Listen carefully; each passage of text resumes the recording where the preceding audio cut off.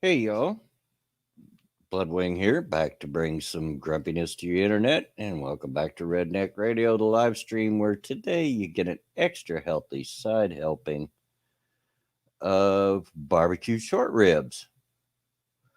Um, Sounds good. I do like ribs. I love the flavor of them, but man, they're so messy, and you got to eat a butt ton of them to even get full. But I do like the flavor. Yeah, welcome. Let's see who we got out here. John Connors says hi, old man. Hey, how you doing?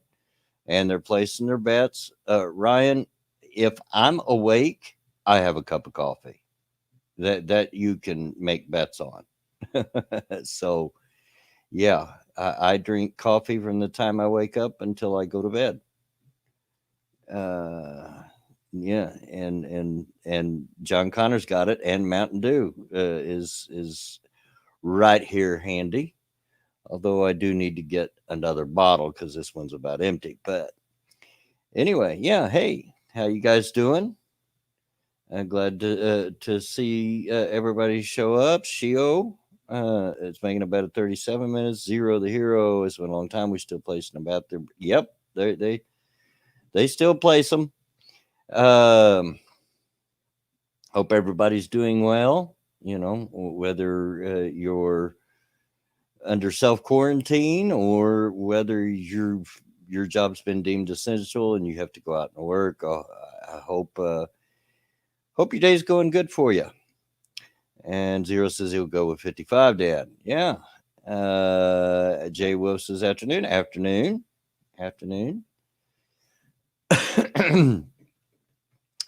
uh, and again, I hope everybody's doing well. I have sent out invites, but I'm pretty sure Alex won't show up because I see that he's got a premiere in half an hour.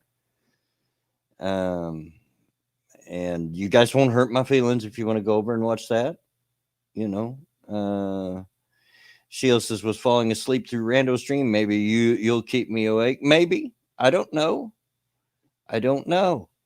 Sean Dejevich is 120 minutes. That's 2 hours.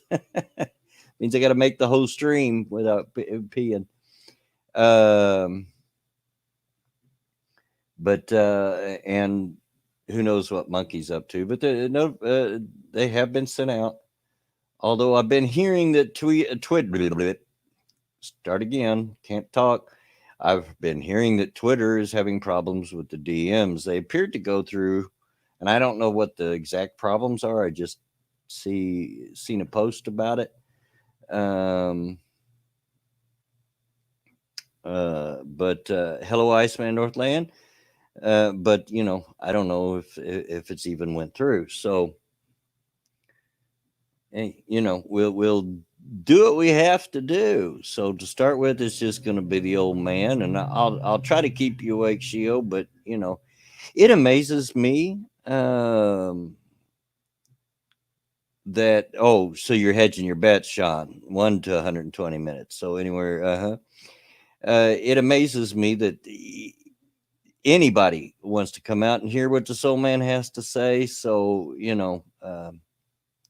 I'm not to be interesting enough to keep you awake, Shio. I don't know. I don't know. That's up to you to decide. Um, but glad y'all come out and shared your Saturday afternoon with me. Let me get a drink of coffee here. Um, Things are going well for me. I've still got a very big decision to make. Um, but and you're liable to hear some noise. Wife just come in. The dog's going nuts at the back door. Did you call back? No, I texted you twice. Okay. Well, they said it was the one with the yellow label, so that's got a yellow label. She had to get dog food because we were just about out of what the daughter brought over when she brought the dog here. She said the dog hadn't been eating that much, but since she's been here, she's been eating a butt ton. Um, Yeah, they said gloves and masks would be sufficient to go to the supermarket. They lied. Everyone else had their clothes on. Okay, she okay. I see how it's gonna be today. Um, but it dogs are brats. They are, Beth. They are. They are. But I love her. I love her. I'm not gonna lie. I'm about ready for her to go back home. Because she's a very active dog and she drives me. She's discovered that it's nice outside and that there are dogs next door that she can tease. I took her out last night, and the one dog next door, I'm pretty sure, is really vicious. I can't really see it because there's a privacy fence, but there's gaps in the fence so they can see across. And I took her out to go to the bathroom, which I don't have a fenced in yard, so I had to have her on a leash, one of those retractable leashes, that go out real far, but it'll come back in. But anyway, um, she was definitely teasing them at the fence, getting them to bark. The little butthead. Um, but she's very active, and if I want to relax, that doesn't always mix. So, but I do love her. I do love the dog, and I've enjoyed having her. I just don't know how much longer we're going to have her. My electric fan has contracted coronavirus, is currently self oscillating. Oh, Shio. Oh, okay. This is going to be dad joke day for Shio, isn't it? Uh, Alex says, I did reply, mate, but Twitter is broken. I said I'll be along after my premiere, mate. Okay. Okay. I had said that I'd seen something on that it's broke, and I didn't know if people could reply, and it showed that the links went out on my end, but I don't know if they actually reached their target. So, um, yeah, so I'm not surprised, Alex. Um, but let me know when you get in, and I'll get you in the stream. But uh, yeah, I'm glad to see everybody come out. Hope you're not not too bored. If you're, hey, I did read chat. I did read chat. Just you'll have to let me know. You know that I may not see you hit. So after your premiere and you get here, just hit me up in the chat here.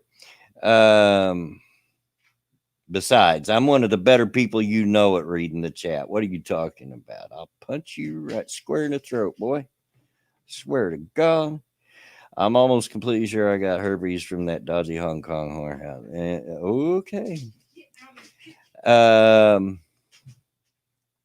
And have Trez come on. I'm no monkey. Yeah, I'm not monkey. That's for sure.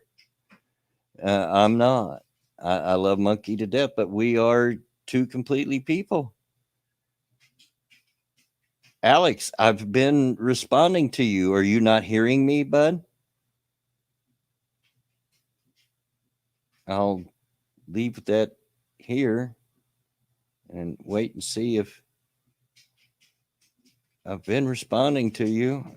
Let me get my keyboard and yeah, as in you can read chat better. Well, that's for sure. Monkey is not known. Just a moment. I have trouble typing. Um,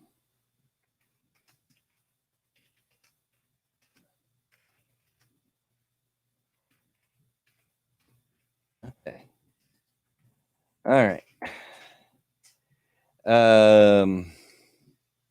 So there. Now he knows I responded. I'm not ignoring him. Hey Jen, how you doing? How's your internet treating you today? How's that Canadian internet? Um, but yeah, I always try to make a concerted effort to to interact with the chat, and much better than the other day. Yeah, it was pretty bad the other day, Jen. It was. It was. Let me know if you want to come on. I'll get you on here. And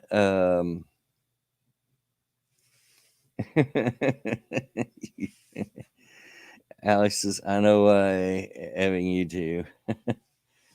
Yeah, there's been some problems going on. And even when I started up my StreamYard, it gave a reminder that different platforms that you can stream on from StreamYard are experiencing an overload because people are at home. So many people are at home doing nothing. And uh,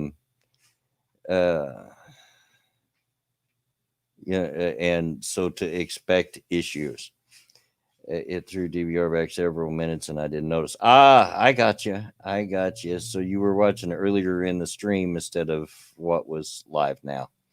Okay. But you figured it out. That's the main thing. But yeah, the wife just got back from the store. Trying to get us something to eat. We were getting pretty thin on food around here. So because the stores that are close by here just are, the shelves are empty. There's just nothing, absolutely nothing. So she went out looking. But anyway, Jen, let me know if you want on, and I'll try to shoot you.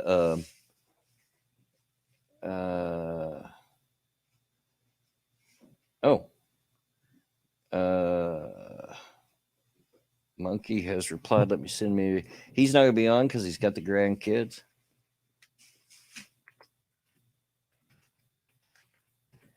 Let me reply to him.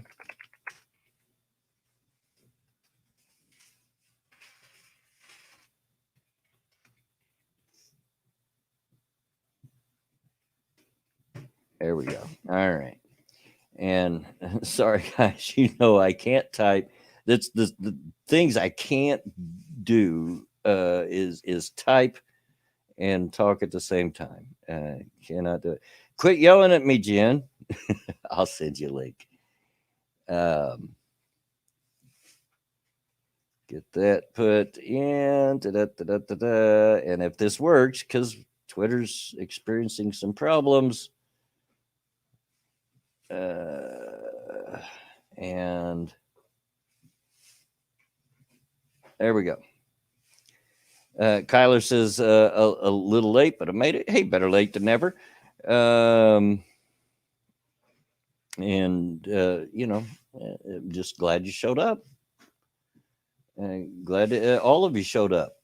And I'll flip over to my StreamYard's page to watch for Jen. Now, the only thing about that, it does show me what the chats are, but it's behind what the YouTube is. So there's a delay on it. So if you say something I don't respond right away, that's why.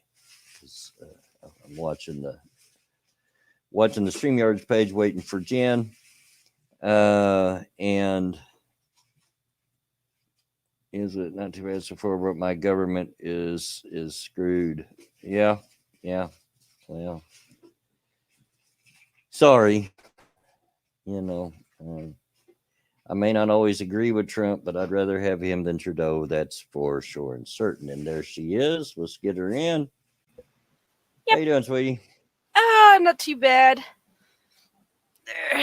Woke up, checked some things, and then saw that my prime minister has basically said, yeah, we're still taking in refugees. Yeah, sorry, we told you guys last week that we shut that border, but we're still taking them because we don't want to send them back home. Jay Wolf says, I'll have to catch the replay. The dog's about to get a bath. Yay. Yeah, well, you got to do what you got to do. And actually, I might give this dog a bath sometime today. We got some dog shampoo the other day, and she really needs it. I love dogs, but she's smelling like a dog, and that's not good. Yeah, they do that. But yeah. So, well, not much you can do about the politics, and No. you would think that everybody would be shutting their borders right now. Every country in the world. I mean, that's just one of the first Basic things that common makes sense. sense. Right. You know. Yeah. All Uh, the sick people out there, we don't want them in here. well, it's not just that. It's the fact that they're not really checking them. Like they give them a pamphlet with things to worry about and stay home and quarantine, but like they're bringing all these refugees in straight to Toronto. Yeah. And I'm just like, you know who votes for you, right? All right.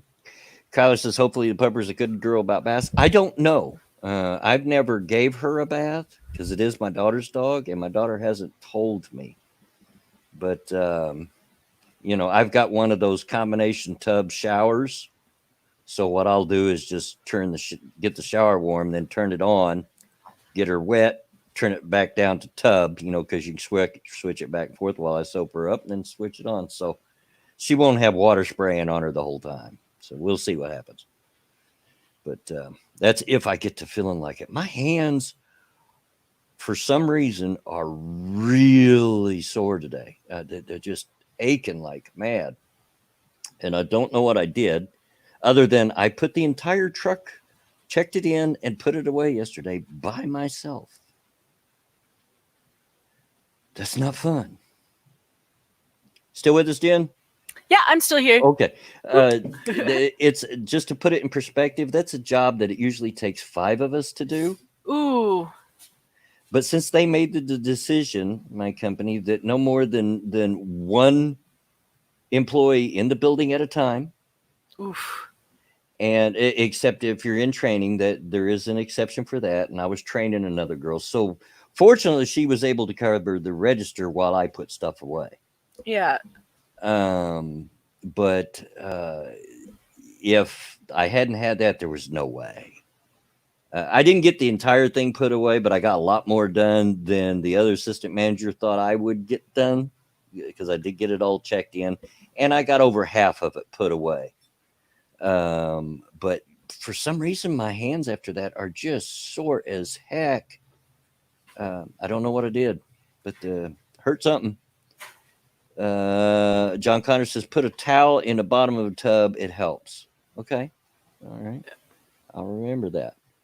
It could be one of those things where like a lot of those orders, like they don't seem very heavy, like especially when it's smoke orders, like they don't seem heavy. So sometimes you're doing like the same kind of motions over and over again. And it's one of those repetition things that they warn you about. Like when you do stuff, like every once in a while, like move your position. So when you're putting it away, you're doing it from a different angle. Right. Because it helps to keep your muscles from stiffening up. I would have thought my legs would have been give out because I was running all over the place. And I don't know if some of you probably seen my tweets on Twitter about yesterday. Here's what they've done. Mm-hmm. And they're claiming they're essential, and they've even gave us all, I guess you'd call them travel papers, to carry with us all the time in case we get pulled over. I'm not meaning to laugh. I mean, that's serious stuff. I'm laughing. It's incredibly hilarious. Like, it's a smoke shop, okay? Yeah. But highlighted on the travel paper is the word convenience store. That's their loophole they're going through. They're claiming we're a convenience store, which we're not. We're a smoke shop. You know, a convenience store is like a small grocery store. It carries all kinds of stuff. Yeah. Here's what they've done to circumvent their loophole. Now, mind you, this stuff that I'm about to tell you, we've never carried before, ever. And my district manager called me directly and said, I want you to put away the foodstuffs first. And I said, foodstuffs? What are you talking about, foodstuffs? Sure, we carry some snack crackers and candy bars. Yeah. You know, a little bit of that stuff, but, you know, not what we call foodstuffs. So I said, okay. That's junk food. That's like right. So I had to go through all the and we had a super large order, like twice what we usually get. We had so many cartons of cigarettes that I ran out of places to put them. It was just mad, just terribly crazy. She else is just spray paint. I assure you, we're hoping on a bed sheet. But So I start opening in the boxes, and I kid you not, the other assistant manager who had worked the earlier shift, I took over from her, had cleared off one of our shelves that we usually had like ashtrays, odds and ends that we sell, Yeah. on that. She cleared it off for me to put the foodstuffs on. They sent us three cases of different flavored pork rinds, a case of Hostess donuts, 5 cans of Pringles, a box of Oreo packs, 3 boxes of some other kind of snack cake, 4 rolls of toilet paper. We're a smoke shop. Yeah, like 4 they're trying rolls, to make like a sudden death thrift Yeah. shop there. Like, 4 rolls of toilet paper, and this is the one that gets me the most and makes me laugh. 2 cans of ravioli.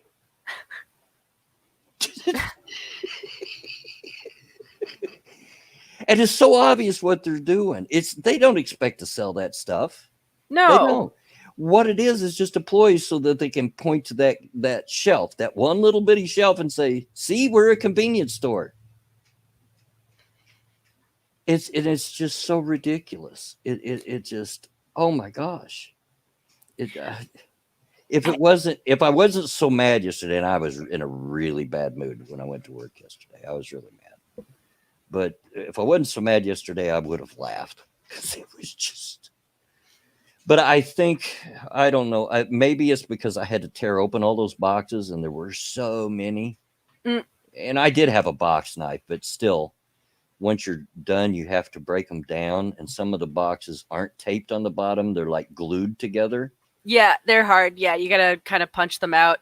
I used to just jump on them, but I mean, younger person, I was a little bit heavy too. I just kind of used my weight and I would just jump on them. Well, they but- want us to try to keep them intact. Oh Because, yeah, I mean, don't get me wrong. You still want to do that, but like you have to aim for the middle of it.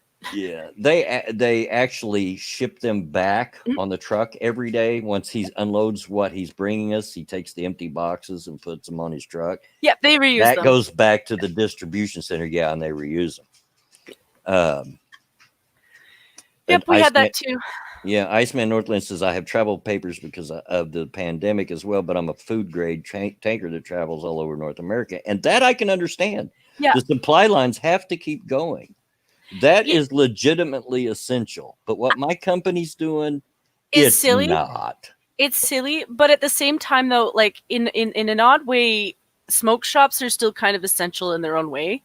Like I realize that it's not a healthy essential, but the other thing too is like when there's a middle of a pandemic, you really don't want to have a whole community of people going down off of smokes. Well, here's the thing. Gas stations are deemed essential, and they sell cigarettes, so you Yes. can still get your cigarettes. Yes, it's just you're just And- supply. And you they know. sell the lottery too, so you can still get your lottery. It's just okay.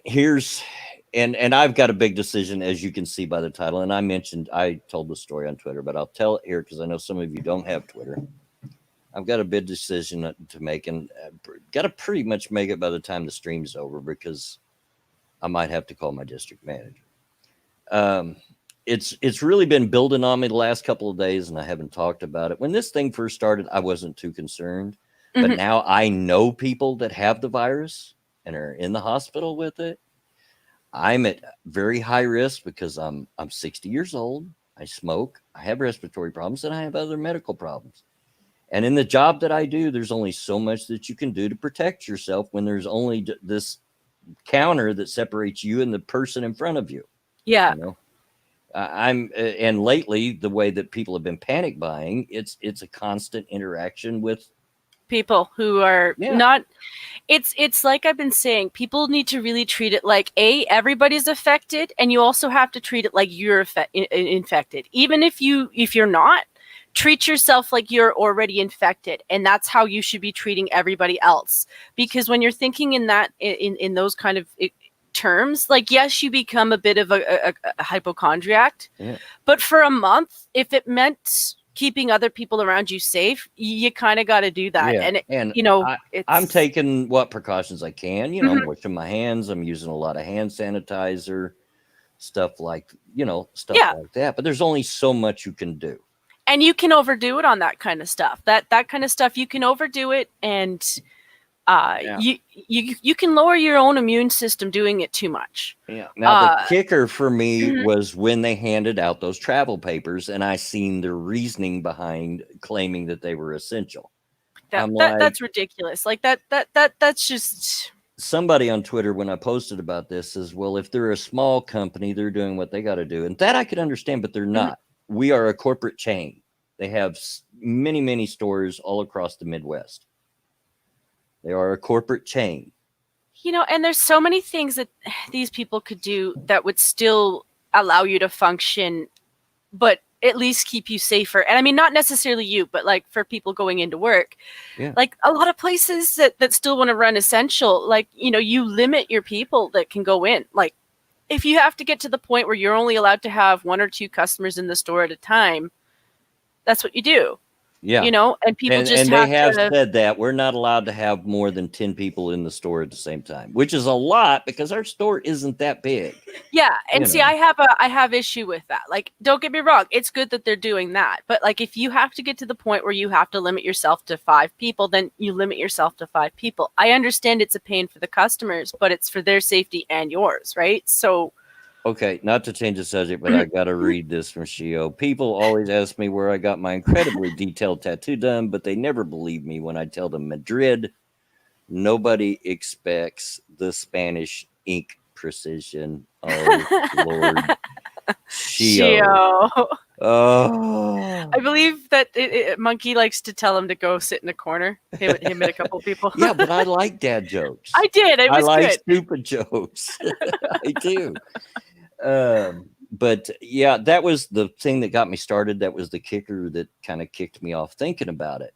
Because I don't mind going the extra mile for a company if I feel like they care about me. Yeah. It's quid pro quo. It's you help Yeah. me out, I'll help you out, and I've proven myself to be that kind of person for this company. I think the difference is if you were doing it for your manager, you would do it for your manager. But let's be real, in the franchises, it's never really the manager that you're really fighting for. And It's for people I who wouldn't don't. be the only one because the district manager calls me, when there's a position to be filled in one of our other stores to see if I'll go do it. Mhm. And people are dropping. There's one store that's down to nothing but the manager. Yeah. People aren't coming in because they're not buying into the BS that this is a convenience store. They're not buying it. And then they sent out an email yesterday saying, well, we understand if you want to take time off, you'll still have your job when you come in, but some people need the money. Trying to throw in that little bit of guilt there. And you know what? It's a sad place where, yeah, they're not wrong. Some people need the money, but at the same time, though, we've heard too many lies all over the place. Like Yeah. I can't chance my whole family. If they were truly essential, like my job, my wife's job, she works for FedEx. That's essential. You got to keep the supply lines going. Yes. But if they were truly essential, I would have a different opinion on it and would be more apt to push and put myself at risk for them. But they're not. And it's all a ploy. And when I seen that little small shelf with 2 cans of ravioli on it, I'm like, this is ridiculous. This is incredibly stupid. Yeah, that's a slap in the face too. Like, yeah. So my district manager called me yesterday to see how the trainee's going because we're having problems with him. She's trained for 2 weeks, which is our normal training period. At the end of 2 weeks, you're usually let loose to do it on your own. She's getting a 3rd week because she just isn't getting it. And just slow at learning. yesterday, I had to go through things with her that she learned on the first day. I mean, it was like training someone on the first day, going over the most basic of basics things with her over and over again. It was, but I was glad to have her there because at least she could cover the register unless she got in trouble, Yeah. and I could get on that order. But so she called me and I went in the back office. She said, go in the office and close the door because I want to talk to you about her. And we talked about her. And then she asked me if I wanted to drive out to one of our other stores. And where this store is located, it's in the next county. And so we would pay you travel money. We'd compensate you for your travel. I said, well, that's not the issue here. And I'm kind of glad you called because, first of all, I hope I word this right for you because I want it to come out clear.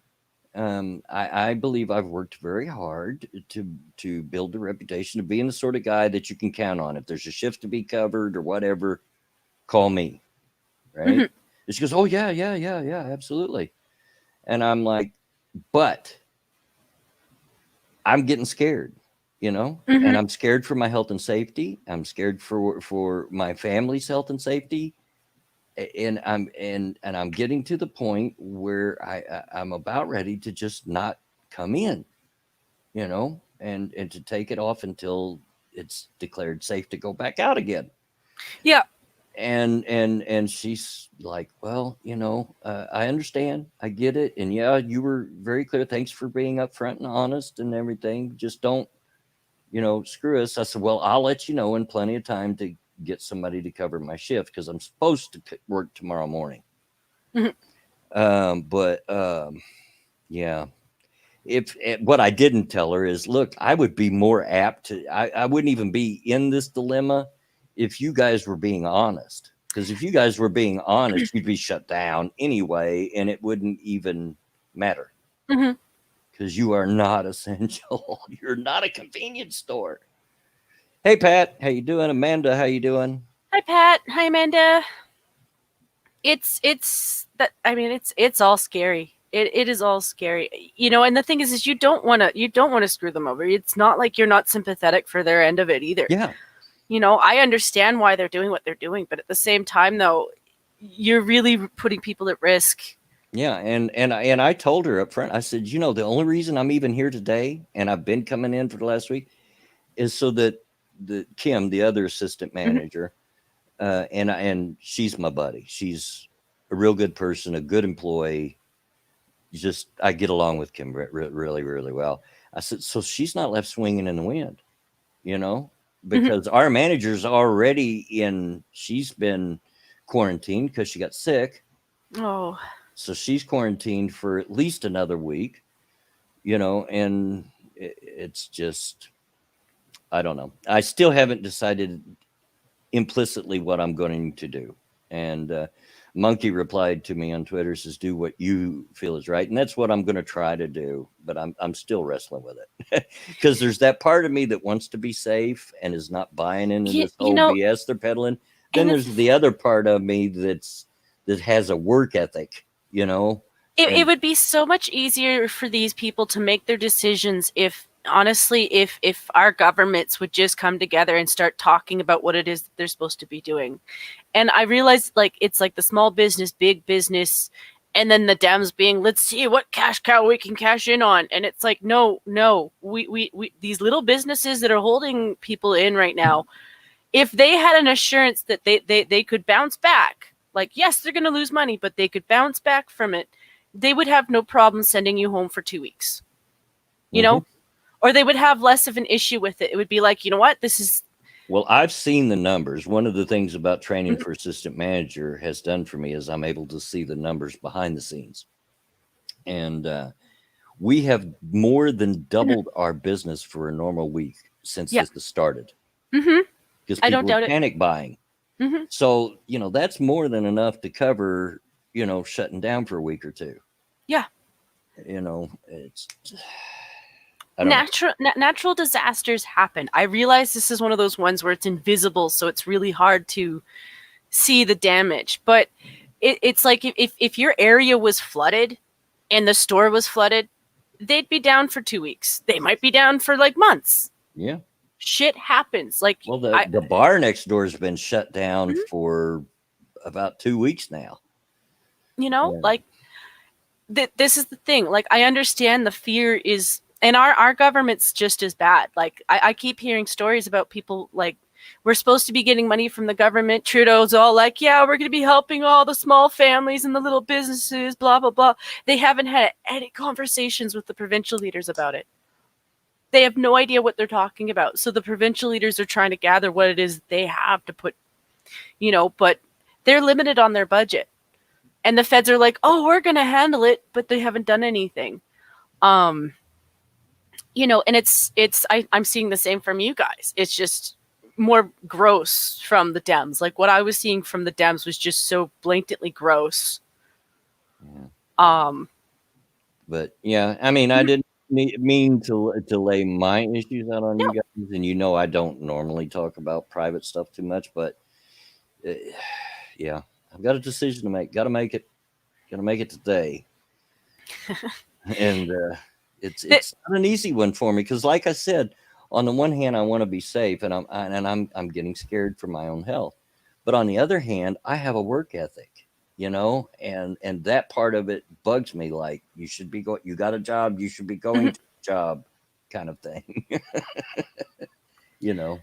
Yeah, like I said, it's easier to treat a natural disaster that you can see where there's like fire or there's water or like there's clearly damage. But when it's something like this, like it's really hard to fathom that, like,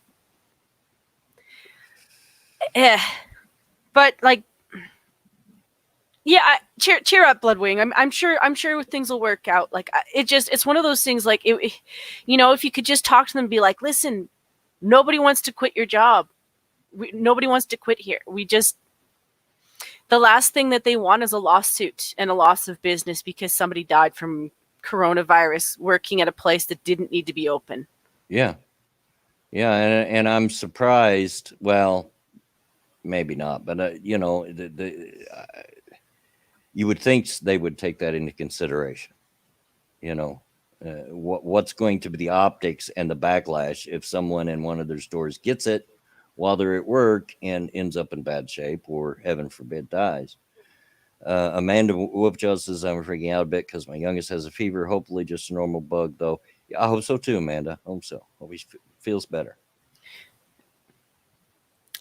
That's really the scariest thing about this. It's not really just the coronavirus. Like, that's the distraction, because there are people right now who could have anything. And who knows if they can even get medical help. Like that's not dangerous alone, because you can't chance them getting that too, because that's a death sentence for somebody who, so like if you've got kids, they're all at home playing, for a few seconds, you take your eyes off, and people aren't used to what it was like for kids back in the day, the breaking of bones, the scraping of knees. Yeah. That still happens nowadays, but concentrated and bored when you're not used to paying attention for that kind of stuff. Yeah. Man says he swears he feels fine. He's playing computer games right now, excited as can be, but he has a fever of 101 on Tylenol. Aww. Yeah, that's a little bit of fever. Poor baby. Yeah. Well, there's nothing that bugs me worse than having a sick kid. Yeah. It just hurts you to your core because you feel for them. But anyway, that's enough of that. I'm going to get everybody's probably tired of hearing about the virus, and that's all anybody thinks about and talks about. And to be honest, I'm glad I don't have the money for that crap, but I've just been watching other people play Animal Crossing. And to be honest, I don't really think it's worth the amount of money that they spent on it. Like, don't get me wrong, it looks fun. Like, watching people play it's a new release, so it's probably about $60 or yeah, that's what they were selling it for. But like, the more I'm watching it, the more I'm just like, I've got at least 5 games that remind me of this shit, and it was like $20 for all of them. It was like the same level of graphics, the same level of gameplay, but I'm enjoying watching other people play it because they're all like, "Oh, this is great! This is the bestest game ever!" Hey, all you need. But yeah, all you need. I've been playing. I had been playing Borderlands 1 for a while, and then I've switched over to Borderlands 2.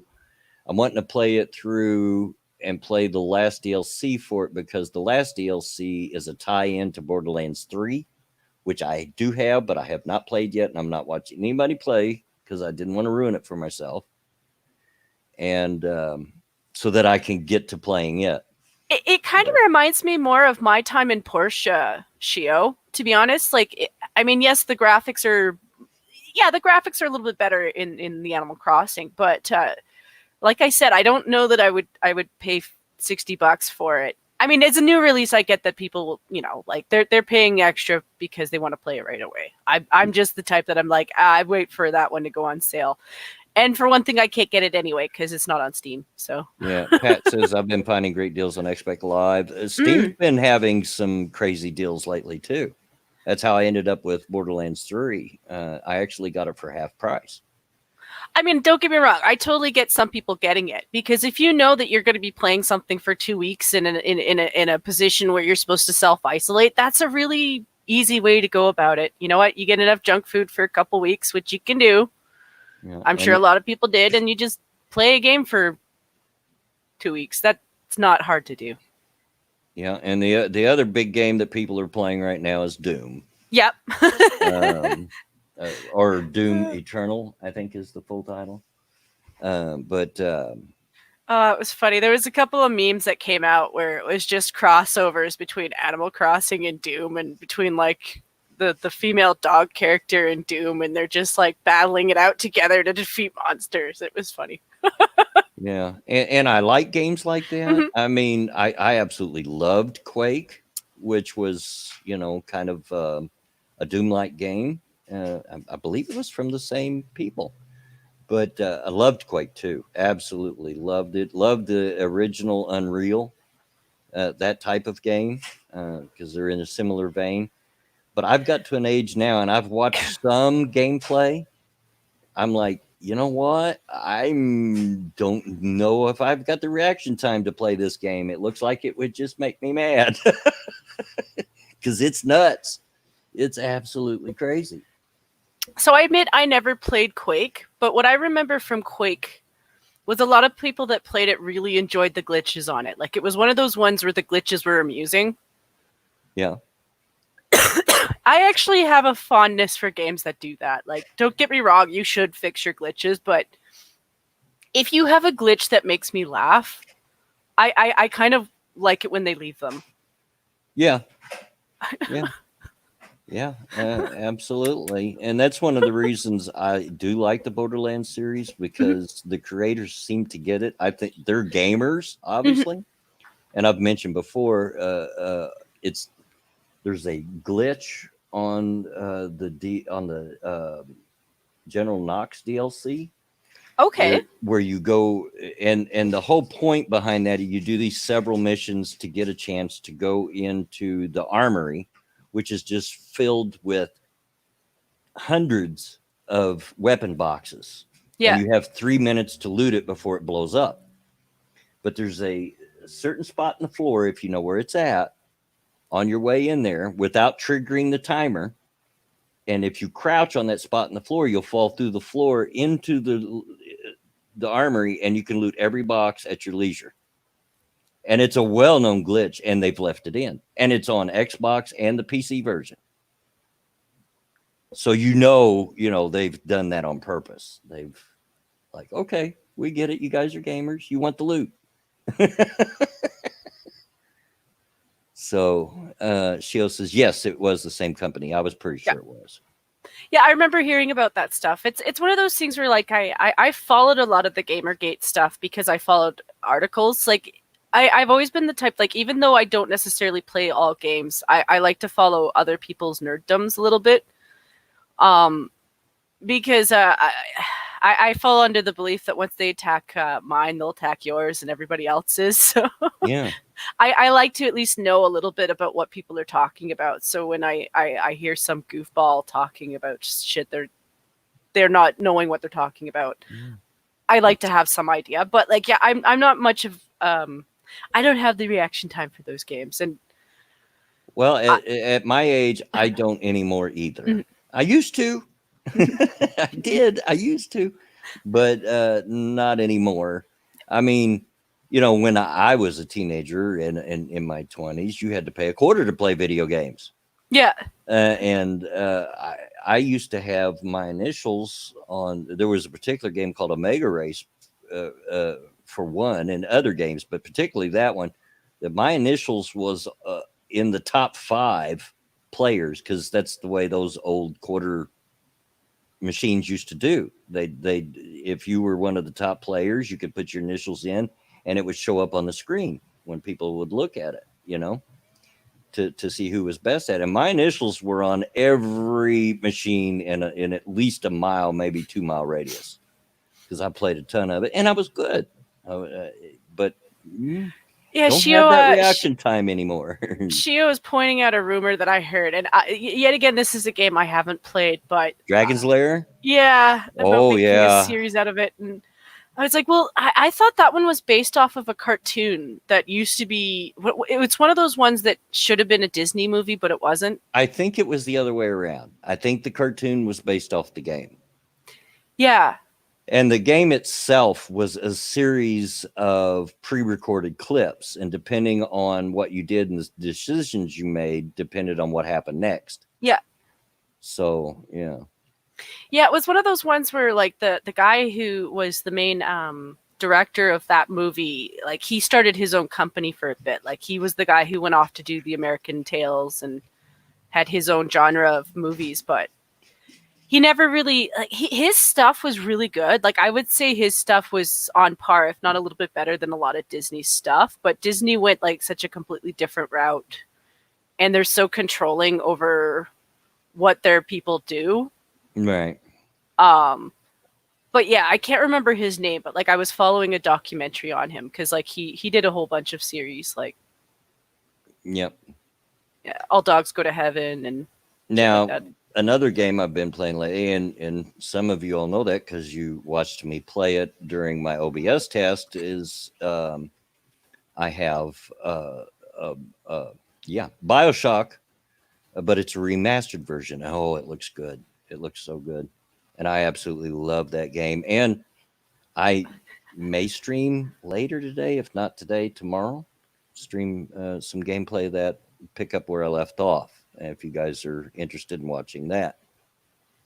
So yeah, I'm not sure what's going on with me. Like I promised Sora that I would do a stream this afternoon, so I'm trying to set something up with her. But it's one of those things where people that I want to talk to, I'm having a hard time finding them. Like I have a friend in Quebec, and that's rare for Canadian in my end of the country to say, because most people at my end of the country are like, fuck them, let them freeze to death. But yeah, he's been my friend for like probably since 2015, and I know he works at a grocery store, so it's one of those things where like I know he's fine, but at the same time I care about my friends. I just want to like have a conversation with him to see that he's okay. But I thought I might stream myself playing that because it didn't have a lot of people show up to it, but there was enough that and I popped in. I didn't pop in long enough to say hello because I got booted. But you know, just so you know, I did pop in. I figure there's a lot of bored people out there, and they might enjoy at least something to do. Watch an old man fail at playing games. Now, I didn't fail too much during that first stream. Mm-hmm. But if I stream again, I'm very close to a part where I don't know if you've ever played the first Bioshock, but one of the main I watched antagonists. Satsu's. Yeah, I watched Satsu's playthrough because I think he's done all of them. Yeah, the one of the main antagonists is the Big Daddies. Oh, and yeah. I'm getting pretty close to facing my first Big Daddy, and I'm pretty sure I'll probably die. Let the running, duke, and diving. That's what. Yeah. I just don't have the reaction time I used to when I was younger. I don't do bad for a 60-year-old guy that still plays video games. Hey, you can still make it on Ark. I mean, it's not like that game doesn't have enough like surprises everywhere. Oh, look, there's like a million wolves all of a sudden converging on me. Yeah. Or just, you're focusing on cutting down trees or busting rocks, to get ore, and look up and suddenly there's a T-Rex right in your face, which happens. Them things are incredibly stealthy for such a huge animal. In that game, it's like, oh my god. You're not wrong, Kyler. Like that's the truth about my country. Quebec is definitely Canadian. They're just the weird uncle that you sometimes invite and you sometimes don't. a little bit opposite, but tell you a funny story. Last night, the wife and I were sitting here, and this silly dog went into the kitchen where we have her bowls. We don't have dog bowls, so we just took a couple of plastic bowls with, and put them down there. And the one that we put her food in, and she picked it up, carried it in here because it was empty. Like, feed me. See, you silly dog. But, right now, she's just sitting in between my wife and I in a neutral spot, trying to lay down and be good. But that's hard for her. Yeah, that's really really hard for her because she is very active, and I wished I was more active because she deserves to get out and run and stuff. But I just can't do it. But Yeah, it's kind of a hard time if you have a dog too. It's not even just like walking and stuff, because like I mean I don't know if you have anything like this near your area because you're kind of in a redneck neighborhood. Yeah. But like even for us in the city, like we have a few dog parks, like fenced in areas where you can let your dog go and play with other dogs, and like I right couldn't now, tell you where the nearest dog park to us is. yeah, you have to kind of look them up, and in a city, guaranteed every neighborhood has at least one. Whether or not they're good or not is a different story. But yeah, that's tough for people because you There can't is really. There is a park, just a regular park, close. It's about 6-7 blocks away from my house. It's right next door to the elementary school there.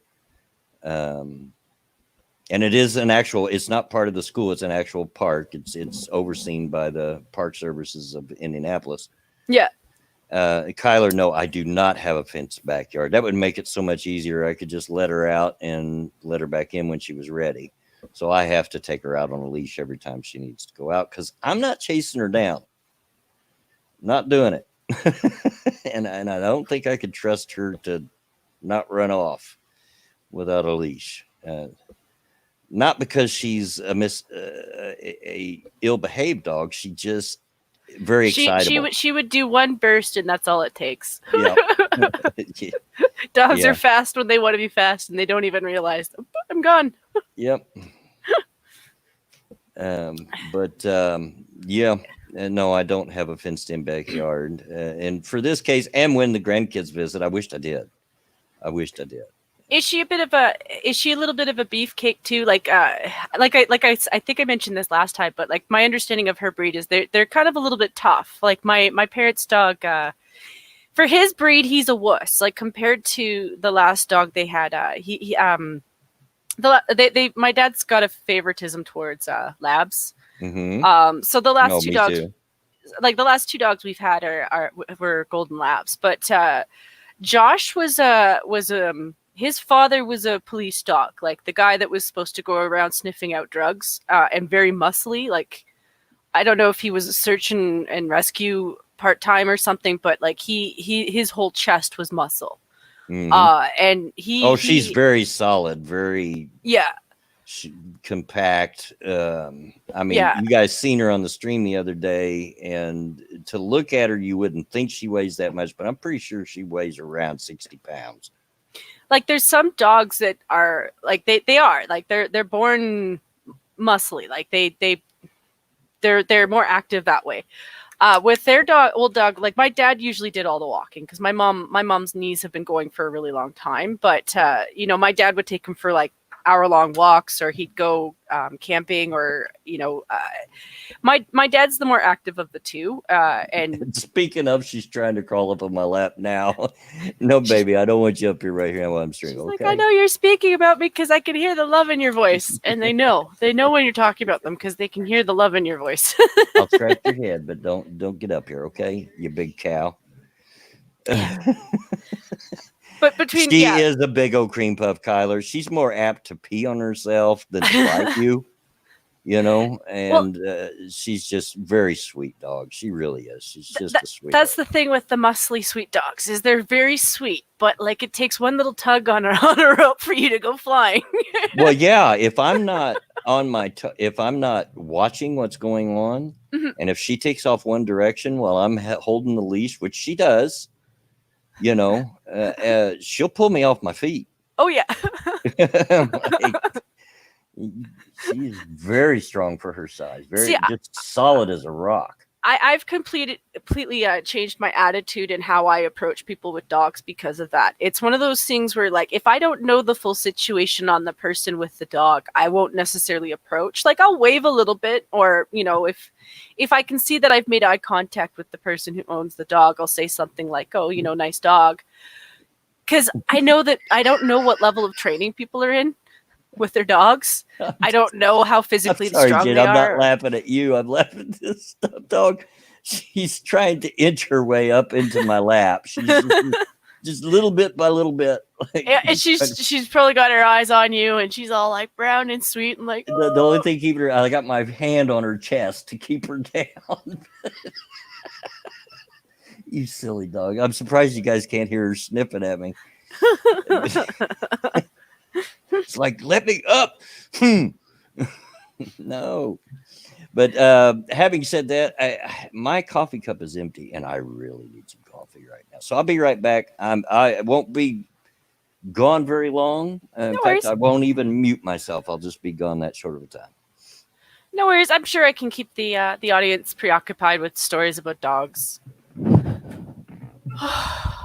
Oh, I know my brother just left his room and he hears that. He's like, "Well, I know several stories about dogs. So let's talk about the older dog. So Josh, the monster dog that we used to have 2 elf dolls. There were 2.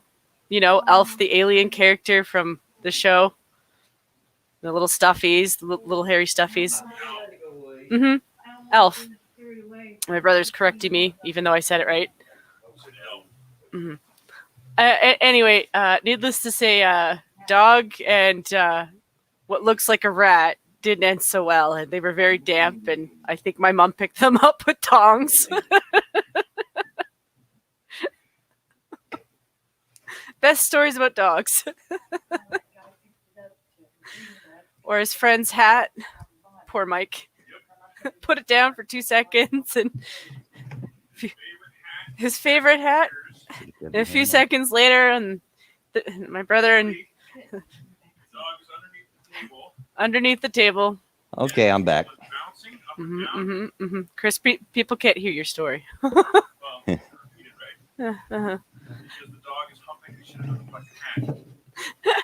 I was telling stories about things that dogs have done in my life. Funny stories.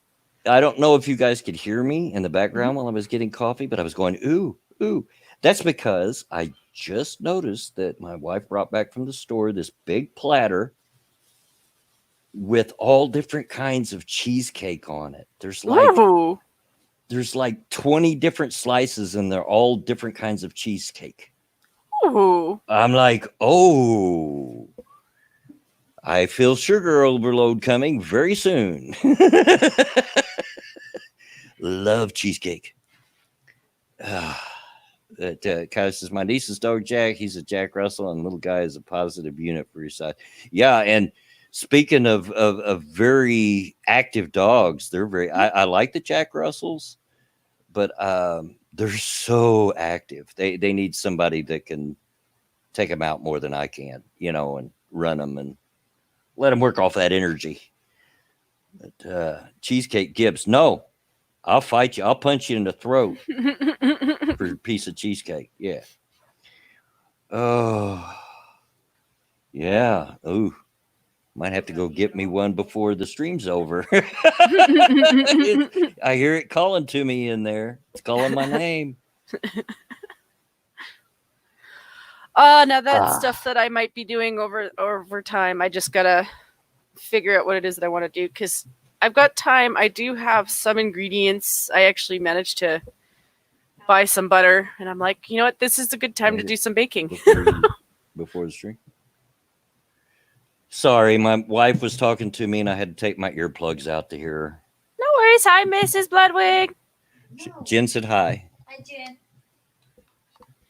But, Yeah, that's got me thinking about baking now because I do have some stuff I could use to make things with. And well, I've got a cheesecake mix here that I've been meaning to make for quite some time and just never have got around to it. Something that I've been meaning to try, and I this is gonna blow your mind. I'm gonna send you this video at some point, Bloodwing, because I don't know if you've seen this yet, but people making like a whipped cream out of instant coffee. So you take you're going to take quite a bit of instant coffee. I think it was like a quarter cup, Mm-hmm. and you're going to sweeten it. So like some people use sugar. I'm wondering if you can use different sweeteners for it, but most of the videos I've seen have used sugar. And I think it was like a cup of sugar. So I would probably use less than that because that's a lot.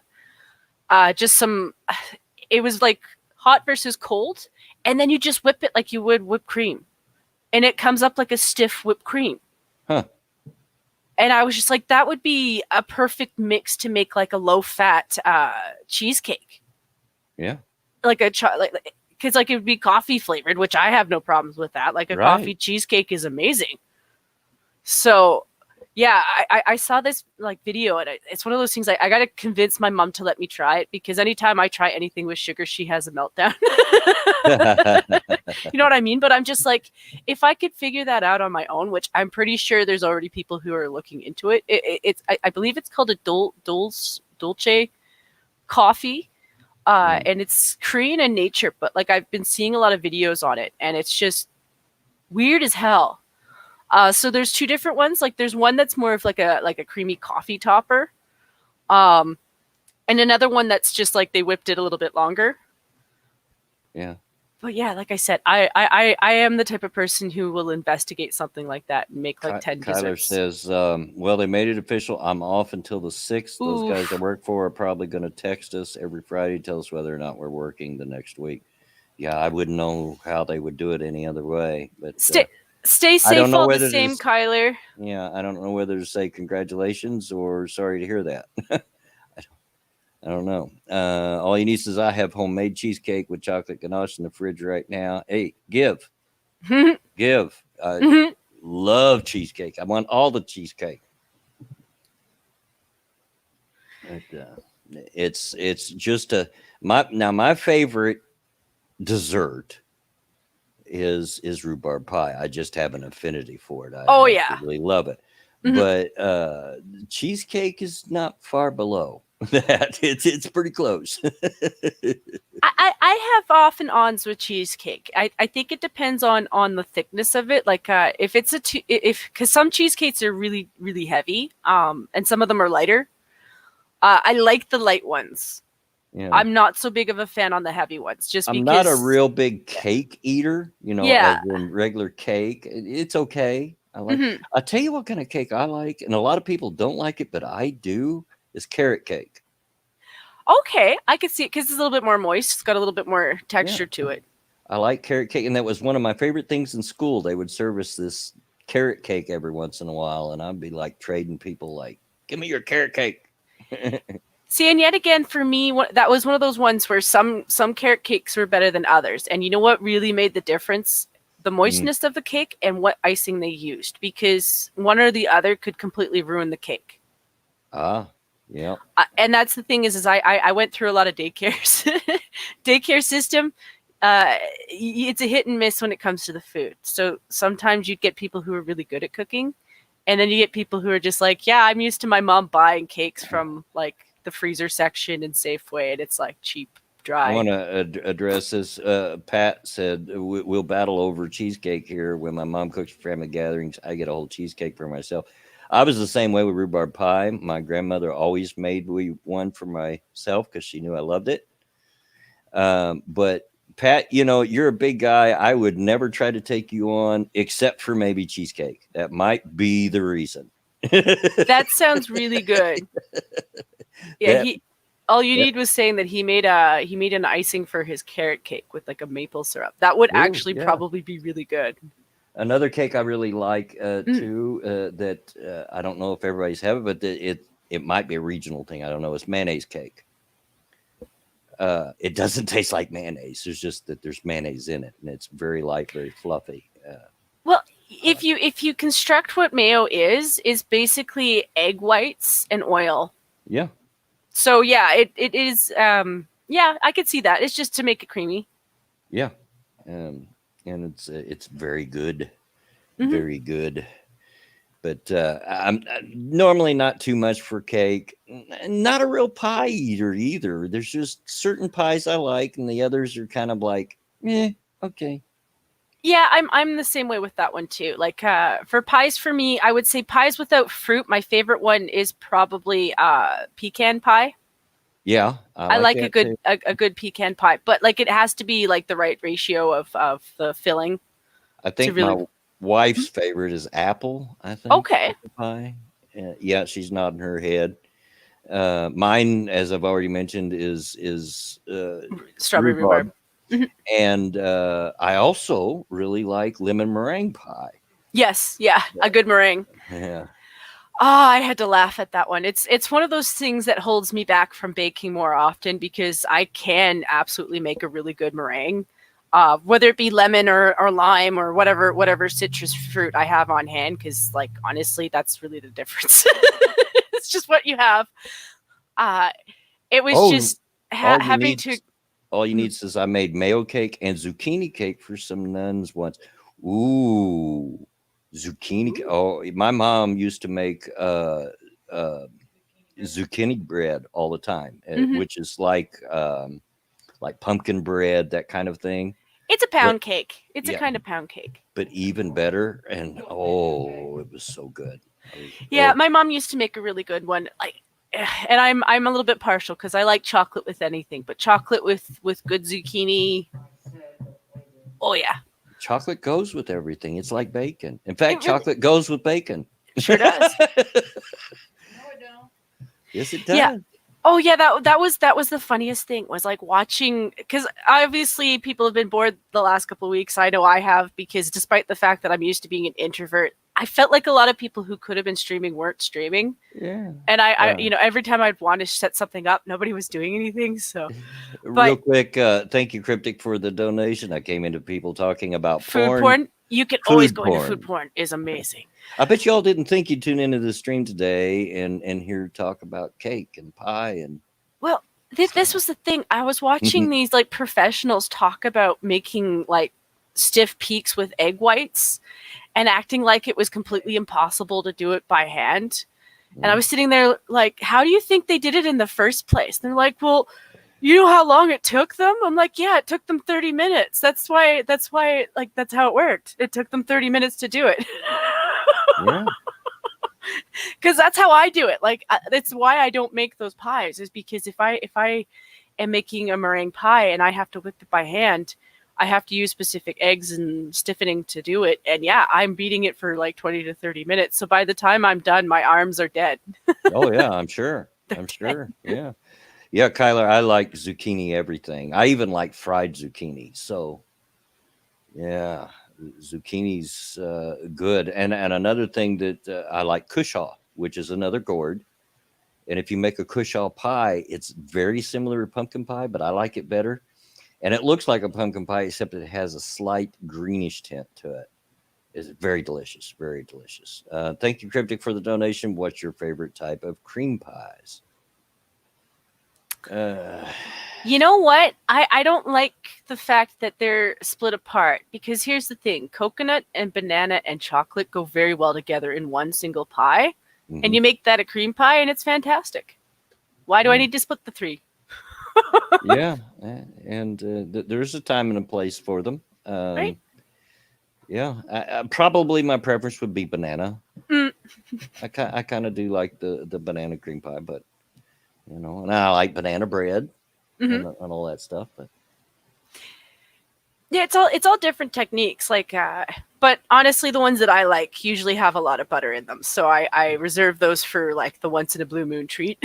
yeah, and another thing that my mother used to make that many of you probably have not had, but maybe you have. I don't know because we used to have a persimmon tree in our yard, and she would make Oh, persimmon pudding, which is more a bread than it is pudding. They just call it a pudding.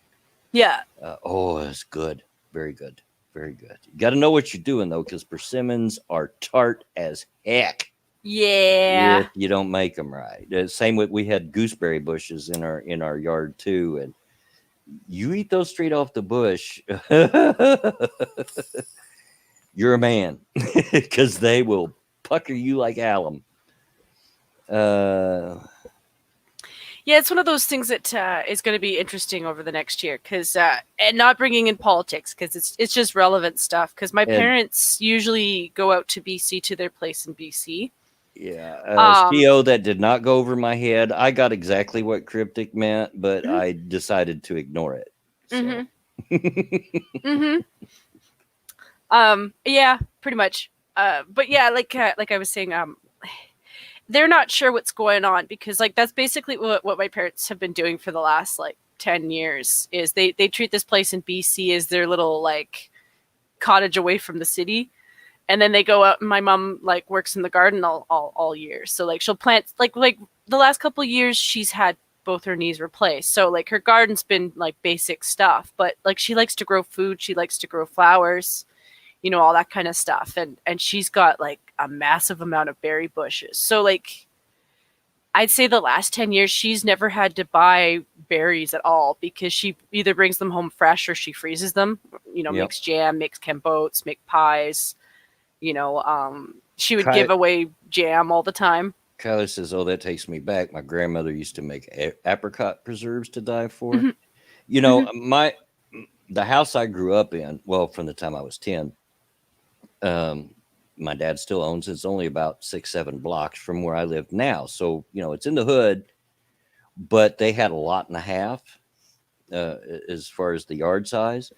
And when we first moved there, a lot of them are no longer there, but it had a lot of fruit trees, had a grapevine, had a big strawberry patch, had gooseberries, had peach trees, apricot trees, Mm, English walnut, an apple tree. And I'm probably missing some stuff. And dad grew a garden yeah. on top of all that.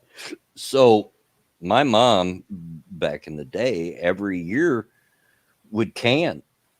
I don't guess people do that much anymore, but when I was a kid, they did. You'd walk in and the house would just smell wonderful because she's boiling down, whatever she's getting Hmm. ready to can. That it could be tomatoes, could be the grapes to make homemade grape jelly or grape juice, or whatever mom Yeah, was canning. wine, vinegar.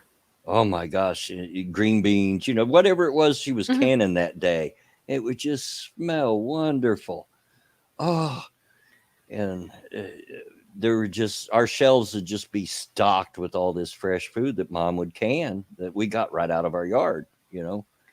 It's one of those things that I admire about certain places in Europe, and there are communities in both the US and Canada that still do this. But like, that's the thing. Like people would grow different things. Like this person focuses on fruit and they trade with the neighbor who grows mostly vegetables.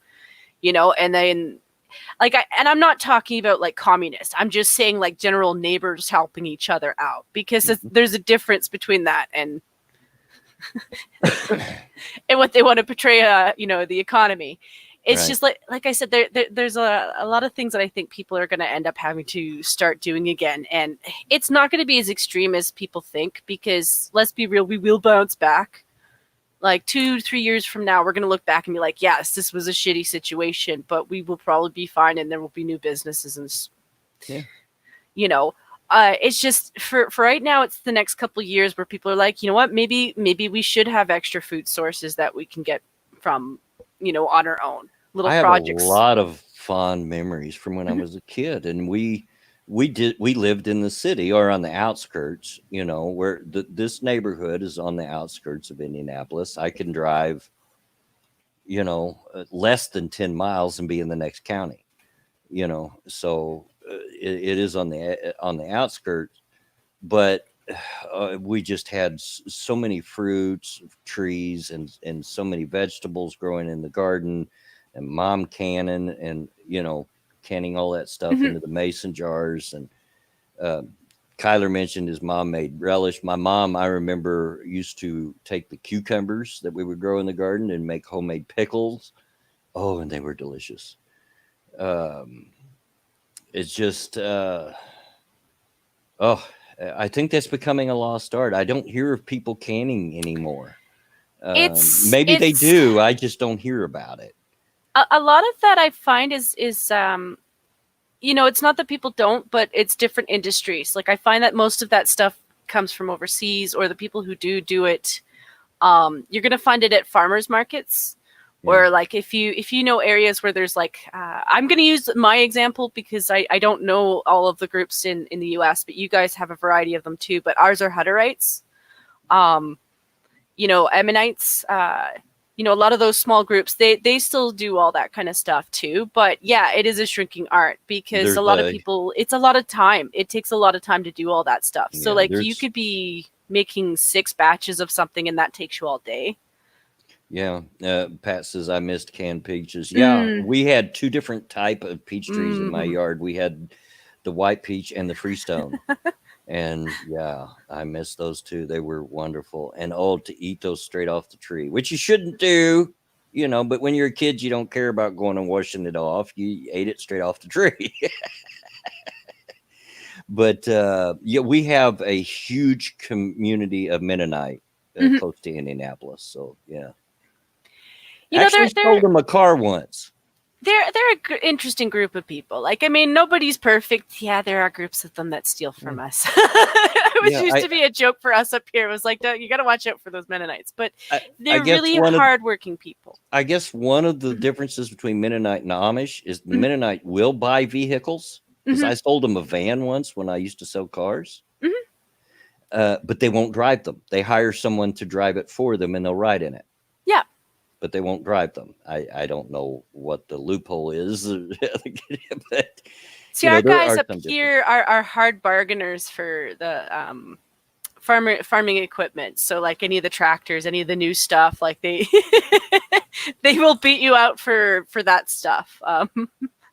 But cars, no. Yeah, yeah, they do the same. Yeah, yeah. Because my brother-in-law cans hot peppers, drives my sister out of the house every fall. Oh yeah, my dad Oof. tried his hand at canning peppers one time, and I think I've told this on the stream before, but if you're going to grow peppers and you're going to grow a garden, if be careful where you plant your peppers, because my dad one time was trying to grow some. They were just jalapeno, so not extremely hot, but pretty spicy. Yeah. Made the mistake of planting them right next to his tomato plants, and they Oof. cross pollinated, and those Oh. tomatoes were hotter than crap. But It was good. I can imagine this. Like, if you were to make that into like spaghetti sauce or something, that would be amazing. Yeah, it was very good, but he wasn't expecting it, and wasn't thinking about it, and they cross pollinated. Who'd have thought? But yeah. That it's one of those things about farming that I always really wish I'd gotten into, because agriculture is one of those ones that you would think would be easier to get into, but it's a lot more science and math than it's like, why can't I just plant things and watch them grow and then like write stuff down on paper for you? Yeah. Kyler says we got one of those weird little sects in my area. Good people, they're just not as strict as some. Yeah, and they're all different. The Mennonite that are here, they do a big business building furniture. Okay. They build furniture, and of course a lot of other things. I've ate some of the candies that they make, homemade candies. Oh, yeah, they're a good decent bunch. Like I said, like we've had the odd few that were thieves, and it was funny because it's just like not expecting that. But for the most part, they're really good people, and you just got to watch out when they sell you stuff, because every once in a while there was the odd group that would pump water into their chickens so they weigh more. Yeah. And you're like, dude, I'm not dumb, and I like your product, so I'll come back, but don't do that anymore. Yeah. But yeah, we just laughed at Dad when he done that, and of course the only ones that would eat it was me and Dad, because he likes his hot stuff and so do I. That sounds amazing, though. I would legit try to do that on purpose. And it was good. It really was good, but unfortunately, because of that, all the tomatoes were ruined for everybody else in the family because they wouldn't eat hot stuff. Yeah. Like my sisters and my mom wouldn't eat them. You know, so there goes all the maters for the year for them. Oh, And that would be. because it was very good because I love hot peppers and I love tomatoes. Absolutely, I've been known to sit out in the garden, pick a tomato off the plant, have a salt shaker with me, and go to town. You know, No, but seriously, like I could just picture making like a fresh salsa or something like a bruschetta, and then just using those tomatoes, and you don't even have to add any spicy peppers at that point. It's yeah, just like, maybe some cucumbers, onions, and whatever other vegetable. I like to throw green peppers or orange peppers if I have them in. yeah. But He tried his hand at growing habaneros once. I can't remember how that turned out for him. But Dad was always trying something different in his garden up until about, I don't know, maybe 10 years ago, 8 to 10 years ago, he grew a garden. And then he just got to where he just couldn't do it anymore. yeah, But he really enjoyed doing that. I tried my hand at growing a garden and I enjoyed it, but it was so much work. I don't have the time for this anymore. well, that's just it. Like it's one of those things where obviously people have seen flushes of people like doing their starter gardens, and I'm like, for a lot of these people, yeah, they might only be working with like 5 or 6 plants, so that makes it sound easy. But I remember when my mom had a garden, and half the reason she had a garden is because she had 2 kids that were willing to play in dirt. So we would help her pull the weeds, and we would help her like rake the dirt and punch holes in the ground for her to plant her stuff. And yeah, so not everyone has cooperative kids like that, for Yeah. one. And two, it's still, even when we weren't helping her with it, she'd be spending all her free time out there.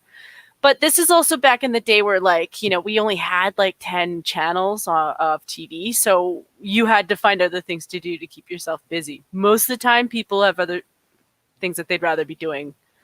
But if you're healthy and you can do it, yeah, do at least a small one.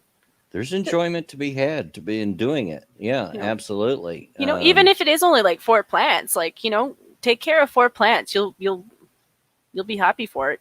Yeah. And now, even when I was a kid, I didn't grow a garden, but I had my own set of tomato plants that I would plant, and I would be responsible for and keep them. And I would switch off. This year it might be Tommy Toes, the little, what I call Tommy Toes, the little cherry tomatoes, the small ones. The next year it might be a beef eater, a really big tomato, or I'd switch off what kind I would grow. Was going to type something to respond to all you need, and YouTube's like, "Oh, were you typing something in the chat? Let's minimize your screen." But 6 channels. Are you kidding? I only had 3. See, I have to laugh at that because it's like you're right. I did probably have more channels than you, but you have to take into account that 2 of those channels were in French. Well, I take that back. It was 4, like Kyler, because I got to count the local independent station. But there were 3 networks and 1 independent station. Yeah. Yeah. When I was a young feller. Yeah, we had PBS and we had CBC, and I can't wait for CBC to burn in hell. Back when the only TV we had was a black and white, but you didn't know any better because that's all you had. So I was 16 years old by the time we got our first color TV. And I was like, wow, this is cool. It's in color. And back then they used to advertise their show. That was a gimmick. That was a catch. In living color, in all honesty, I it's not like we couldn't have had it sooner in terms of channels, because like I'm only an 82 baby, but I think a lot of it was just both my parents were cheap, or at least I know my dad was, because like when I think about it, the TV he was using at the time he'd still had in college. It was his college TV. This thing was like I don't. It Yeah. looked so small. Like it looked like something you would take. I don't know, to college, literally. Yeah. And then that was when I was 16. It was the first color TV. That was also the first TV we had with any kind of remote to it. It only had a couple of buttons, like to change the volume and button to go up through the channels and button go down through the channels. But Dad never looked back. He was a remote hog from then on, and a channel surfer. Commercial comes on, he's switching channels, see what's on there. Dad, will you switch it back? I was watching that show. Daggone it.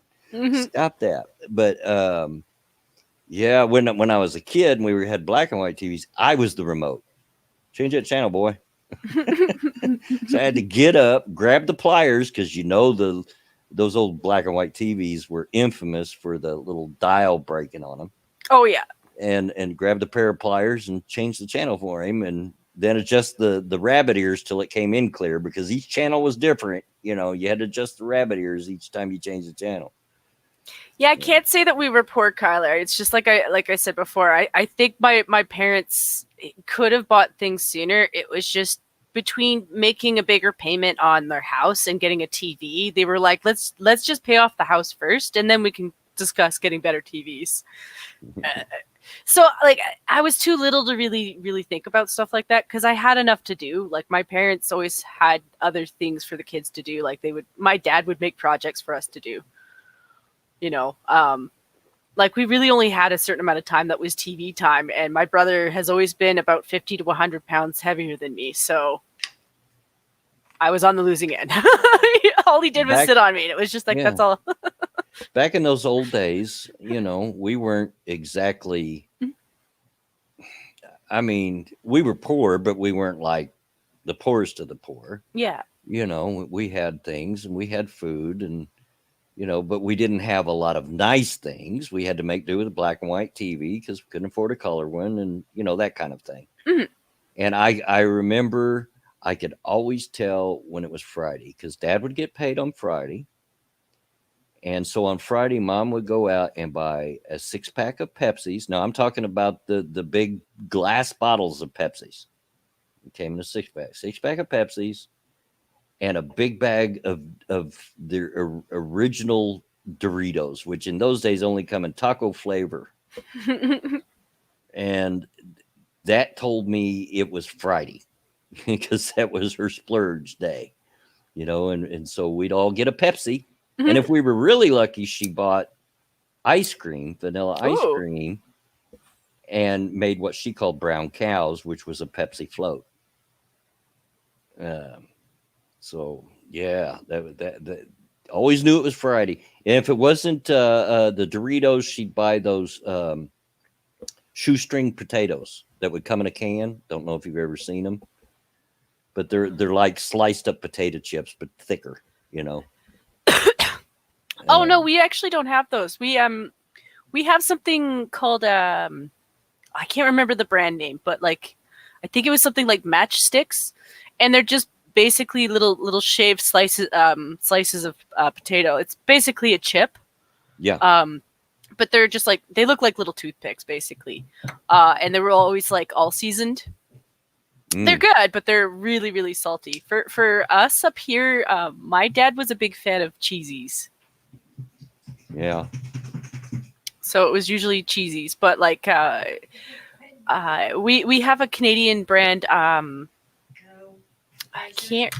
I can't think of the name at the moment. It's one of those things where, like, if I were to post a picture of it, anyone Canadian or who's been over the border would know what I'm talking about. But it's sorry about that outburst, folks. No, you're fine. The dog just jumped right into my crotch and then right back off. So I just had a 60-pound dog standing where she shouldn't be. Ow! Doggone it, dog. No, don't cow. You're not in trouble. You're not. I know you're sorry. You didn't mean to hurt Peppa. It's all right. When I hollered out, she got off. So I'm sorry. Oh, she just doesn't know how big she is and how strong she is, and she forgets. Yeah, it's basically having a smaller version of Scooby-Doo. Yeah, Doesn't mean anything by it, but like they do it, and then you're like, oh. yeah. She doesn't mean to. I wished I would. I felt more comfortable clipping her nails because her claws really need to be trimmed. Because she paws at me and it scratches me, and she doesn't mean to. She's not trying to scratch you. She's just trying to get your attention Mhm. and love on you. But yeah, all you need is this channel would shut down after Johnny Carson. Oh, I very much remember those days. Very much that the channels would shut down after midnight. They'd play here in the States. They would play the national anthem and like show an image of a flying American flag. And as soon as that was over, the channel went off and you got a test pattern for hours until it come back on about 6 o'clock in the morning. So yeah, if you were a person that worked like second shift and were up during the night, you didn't have TV to watch. Nope, you had books. And a lot of the radio stations were the same way. Until FM hit really big, FM radio, a lot of the AM radio stations would shut down at night after midnight. But I remember that very well. The only time it wouldn't turn off is on Friday nights, and on the local independent station, because we had a horror host, which I think I've talked about before, Sammy Terry, who would play old horror movies, old Hammer and Universal Monster, all them old horror movies, and show them during the night on Friday nights. But otherwise, it shut down I think it was midnight, if I remember right. Times were different then. It was so different. But yeah, a lot of fond memories of my childhood, even though it was a very, very different time to now. Things were so much different. And I can't always say that things were better then than they are now, but some things were, I think. I think they were. But I think they were actually. I think the way we interacted with each other was better too. there was much more personal interaction in those days before the internet than there is now, for sure and certain. Kyler says, "Oh yes, our late night horror host was called Dr. Sanguini." Yeah, yeah, and ours was called Sammy Terry, which is a play on the word cemetery, right? And he'd always start the show by coming out of this coffin, and had this pet spider, which was just a rubber spider on a string that would bounce next to him, called George, and I'll he'd just be a talk moment. okay, and he would talk to George, and ask, and George would reply like that kind of thing, and it was corny. He'd tell corny jokes, and on commercial breaks, he'd tell corny jokes about whatever movie we were watching, and it was yeah, good times. I miss those old horror hosts. It was fun. It was very fun, and I'm sad that went out of style. I really am. But in those days, every region, every market had their own horror host like that. There was some that was very famous, and but each region had its own horror host, and either on a Friday or Saturday night, they would have um, their horror marathon, late at night. Kyler says his was called Theater of the Macabre. Ours was called Nightmare Theater. But yeah, it was very. I miss it. I miss it. I'm sorry that it went out of fashion, because it was a lot of fun. It was a lot of fun, especially if you enjoy those old horror movies like I do. I do enjoy the old horror movies.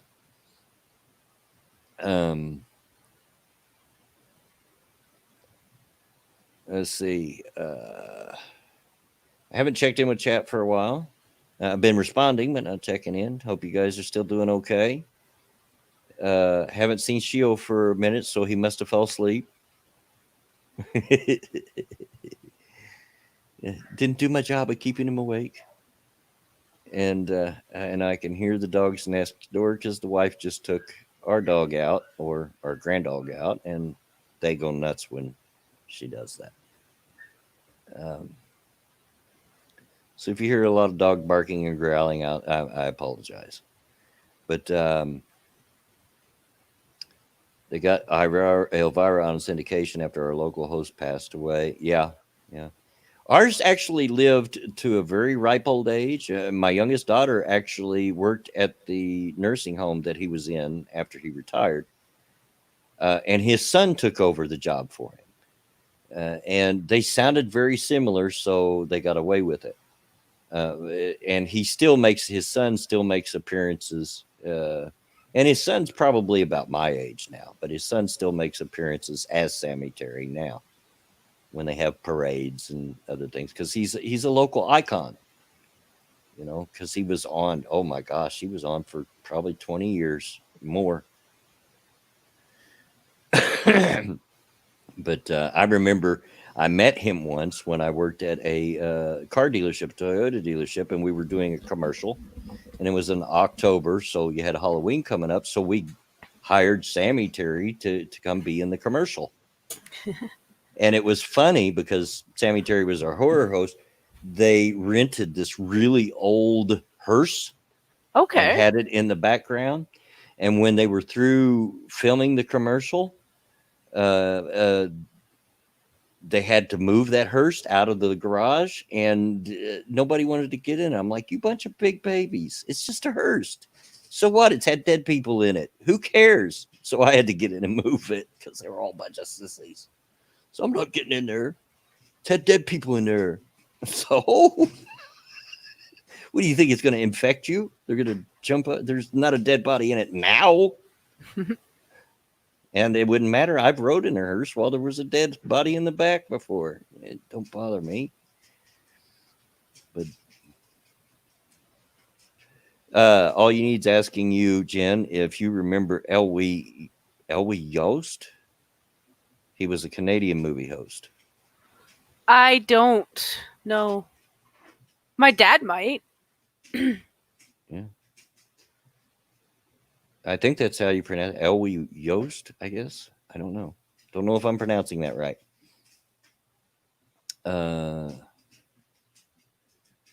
Yeah.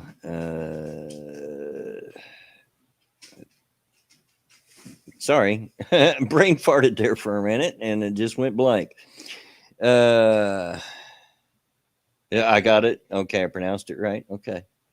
I'm usually pretty good at pronouncing names. I get people at work because we have just like every other store, we have a rewards program. If you're a part of it, you earn points, and so many points is $1 off a purchase, and yada yada, that kind of thing. And when I pull up their rewards and it gives their name, I'll pronounce it for them to make sure that I'm on the right account. And they'll say, like, nobody ever pronounces that right. You got it right. So I'm usually pretty good at pronouncing tough names. But, said all you need says he hosted Saturday Night at the Movies and Magic Shadows. Magic Shadow. That reminds me of Dark Shadows, which I was absolutely enamored with when I was a little kid. The original soap opera like TV show, Dark Shadows. I know that's a little before your time, Jen. I'm sorry. Don't know if you've even heard of it, unless you've heard of the movie that what's his name did, which was a travesty, absolute travesty. But it was like it was a soap opera. Okay. It was on in the late afternoon. It was on at 3:00, and I got out of school in those days at 2:30. So I would rush home to hurry up and watch Dark Shadows. And it was a soap opera, but it was full of, like, the main character was the centuries-old vampire, Barnabas Collins.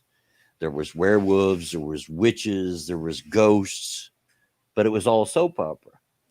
And and sometimes you can catch old episodes. They used to have them on Netflix. They're not anymore, but and you look back on them as like, boy, this is pretty hokey and very poorly filmed. and you start to pay attention, you notice you didn't pick up on this as a kid. I don't think the show was really meant for kids, but kids were so enamored with it, it became very popular with, the kids of the day. You notice that some of the same actors played different parts, but it'd be the same actor with makeup on, So it was on a shoestring budget, but man, I was so into that TV show. Of course, I love horror movies anyway, and that gave me a daily fix, to watch that soap opera. But so what else has been going on, Jen? We've covered the virus, which I'm sick to death of, and we've talked about cakes. We've talked about horror movie hosts. We've talked about old school TV. We've talked about a little bit of everything, just about.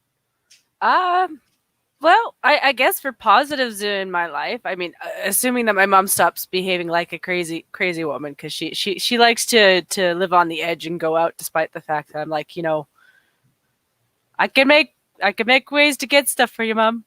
But she got word from her specialist that she can go in to get her sciatica. She's supposed to get an operation for it. For that part of her spine. So apparently she qualifies for it. So within the next year, she should be able to get in. It's just one of those things where like they might put off the operation, obviously, if like this shit's still going around. Yeah, right. That I could understand. Yeah. But she's fine with that. It's just more of like the relief of knowing that she can get it done. And, maybe there's going to be some relief for the pain that she has to deal with from it. So I'm like, well, that's something. I just have to keep telling her, like, just remember, like, I'm a little bit safer than she is, not by much, because my lungs aren't really that much healthier than hers. But in terms of people who could get it, I'm probably, I don't want her to get it, basically. Right. I can get that. Kyler says I've heard of it. I think he's referring to Dark Shadows, but it was a bit before my time. Yeah, if you like horror. And if you like cheesy horror, it was unintentionally cheesy, because they were on such a small budget, and it was a soap opera thing. It was filmed on videotape. Check it out. I don't know. I would think there might be an episode or two on YouTube, at least enough to give you an idea what it was about. And it got absolutely huge, like I said, with the kids. Barnabas Collins, the vampire who was the main character of the whole show, just blew up. I was a very popular character. They had board games, card games, everything based on Barnabas Collins for a while there. It was just a huge hit. It was a phenomenon back in the late, come out in either the late 60s or very early 70s. But yeah. All you need says, no kidding. My mom just got her knee done in the nick of time since this COVID thing. All electives are canceled. Yeah, I can understand that because, after surgery, your resistance is going to be down because your body's focusing on healing. Yeah, I could understand that. Yeah, that's pretty much how that is. But like I said, it doesn't mean that she doesn't have something to look forward to in the future. And I mean, that kind of stuff is still really important. Like, don't let this stuff stop you from living your life. It's just, you're just paused. This is the part of the movie where you kind of skip ahead, or you try to. Yeah. TOS says Dark Shadows was done in one shot, no retakes, budget. Yeah, and you can tell that it was done in one take because there's a lot of faux pas that happened during the show. Was it at a manor and they would do that organ music when something scary? Yes. As a matter of fact, the mansion that would be in the opening shots was actually investigated by the Ghost Hunters crew several years ago. It would show this mansion that was up and up on these cliff sides and big crashing waves and eerie music, and it was good. It was cheesy, but in a good way. It really was. It was cheesy, but in a good way, and the storylines were done very well, I thought, even today. People today would probably look at it and say, no, I passed. Because I remember my kids was watching some old episodes with me, and they're like, "You watched this? This sucks." I said, "Well, I guess you had to be there." You know, uh, it's like I watched one of my favorite '50s sci-fi horror shows, horror movies that I really like. And yes, it's got some cheesy moments, but it's a movie called Them. It's just called Them. And it's about giant ants. It was back during the nuclear craze where all these giant insects, because of nuclear, Hollywood went through this craze of making them. But yeah, Jonathan Freed was Barnabas Collins' name. And no, I don't think he was in Planet of the Apes. Sure. But I liked it, and I was playing it for my youngest daughter, and she's like, "This is terrible." I'm like, "You don't know what you're talking about." This is good. You got to understand that at the time they didn't have special effects like we have today. They had to depend on, practical effects and so forth and all that. But yeah, I can always, if I want to clear the house and have the house to myself, all I have to do is flip on an old movie. And my family take off. But yeah, McDowell did play in the Planet of the Apes. Yes. The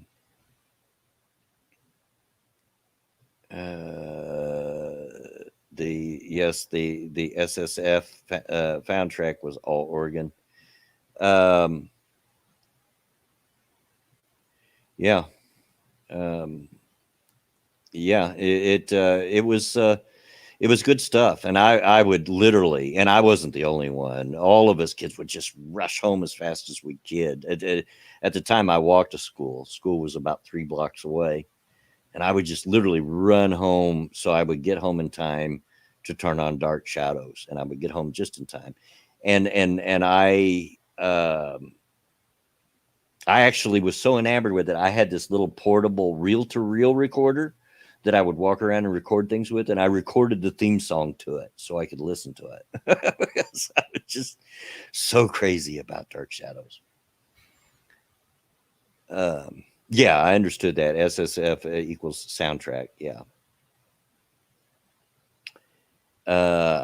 Let's see. So what else we got? We got about 15 minutes left of the stream, and find something to talk about. Might be boring people talking about an old show that no one's ever used. I was like, I can't comment on this one because, like I said, my knowledge or my memory of what I watched as a kid, it's kind of blurry based off of like. Well, this would have been before your time. Yeah, it wouldn't have been on the air when you were a kid. It only lasted about 5-6 seasons, something like that. See, a lot of the confusion up here too is like a lot of what I watched was also reruns. So it's not that I couldn't have watched it. It's just I don't think I would have because it's based off of what my parents would have let me watch, and then also, like I said, what was available. So it was one of those shows that blew up big, just exploded when it came out, and had a really huge following, but only lasted a few seasons, and then the following fell off. And they didn't have a huge budget, like I said, so they just couldn't keep it going. TOS says, I was banned from Dark Shadows after they brought in Quentin. Oh, I remember Quentin had nightmares about turning into a werewolf. Yeah, there was some pretty scary stuff, especially if you were a kid, that would just scare the crap out of you. And but if you're a fan of horror, and I know some of you are, just like I am, and if you're not opposed to cheesy horror, unintentionally cheesy because they had a small budget, I would definitely try to look it up and see if you could check out an episode or two, and then you'll know what I'm talking about. And yeah, I mean, it was absolutely a Monday through Friday soap opera. It was on after the other soap operas on the channel. It was the last one that would play, and it was an episode every day, Monday through Friday. I very much enjoyed it. Dukes of Hazard was a Friday night event at my house back in the day. Yeah, I was never a big Dukes of Hazard fan. My brother-in-law, who's the biggest redneck you ever saw, was. I mean, he's got a big number 48 painted on the floor of his garage for NASCAR. Right? That's how big he was a huge Dukes of Hazzard fan. It never captured my attention. It was okay. My dad loved it. He watched it all the time, but he also watched Hee Haw religiously. And I'm like, Jesus, this show is stupid. But I watched it. It was on so much from him watching it that I could sing you all the songs from memory that were regular songs on there. um Buck Rogers on Thursday and Dukes on Friday. Yeah, just never was much of a fan of the Dukes because I don't know, just didn't catch it for me. Now me, I was more $1 million man or $6 million man. You know, Steve Austin, a man barely alive, which is another show that's extremely cheesy when you look back at it now. But boy, I loved me some $6 million man when I was a kid when it was out first run. Yeah, that was the only saving grace to us that the women were hot on Hee Haw. They sure were. Uh, the Hee Haw Honeys, yeah. um, Battlestar Galactica. If you're talking about the first run with Lauren Green on it, yeah, I watched it. Didn't watch the remake, but I did watch the first run with Lauren Green, who you all would maybe know better for being on Bonanza. He was the dad on Bonanza, but yeah, boy, don't get me talking about old TV shows and old movies because I can go on and on forever, and it'll be stuff that is way before Jen's time, so it kind of leaves her out of the Out of the loop. Like, conversation. I have no idea what you're talking about. Well, you're also in Canada. I almost bet it was syndicated though. Hee Haw was syndicated there. It was just the biggest countrified redneck show you ever saw, and they embraced it. That's just what it was, you know. And they'd have country music artists on there, and they'd have comedy bits. It was just extremely dumb jokes, you know, and just it was a redneck variety show, is what it was. And my dad just absolutely loved it. But you know, on the TOS says I'll go toe to toe with you on the old TV shows and movies. The first round, yeah. Um, I don't know. TOS, I don't know. We probably remember the same shows because we come up pretty much in the same era, I think. Um, so you know, and back then, as we mentioned way earlier in the stream, you only had a handful of channels to choose from, so you watched what they offered, or you didn't watch TV. You know. Kyler says the first run, yeah, yeah. Battlestar Galactica. I did like it. You know. But like I said, I was a really huge fan of the $6 Million Man, and of course, it had the spinoff, the Bionic Woman, that I liked. And of course, back then in the '60s, of course, the $6 Million Man was more in the '70s, but in the '60s, I think about every other TV show was a Western. Yeah. Yeah. Yeah, That was one thing I can say with my dad was like, if it wasn't some kind of like documentary that he wanted to watch, it was some kind of Western. Oh, I tell you what, I mentioned earlier, if I want to clear the house, I just watch an old movie. To guarantee it even further, make sure that it's an old John Wayne movie. And they will leave as fast as they can. I vow to myself. Because I love me some old Duke movies. I do. Galactica 85 was just bad. Yeah, I don't think I even watched an episode of it. Don't know. But Sorry, I yeah, had a vape. I was like, that no, was you're fine. really whistly. I was like, was You're that too fine. loud? And we do sell vape supplies where I work, and I wish I could, but I can't vape. It chokes the crap out of me. Yeah, it does. Yeah, it took a while to get used to it. It's just I'm trying to switch to something else because it's expensive up here. Kyler says I was the $6 million man for Halloween 3 or 4 years in a row. Yeah, right. Um, I guess you wouldn't know, Jim, but it was a show about a guy that was an astronaut. He crashed and burned on reentry. And that was the whole Steve Austin, a man barely alive. We can rebuild him. We have the technology. And so he had two bionic legs, a bionic arm, and a bionic eye, and he would fight crime more or less. Um, and I have to insert myself because the only reason I know of this show is because of Robot Chicken. Because they decided to create a bionic woman, but all she can really do is jerk you off. well, the Bionic Woman was a spinoff. They did have and I can't remember why she had a accident. What happened to her? Can't remember, but I remember Steve Austin.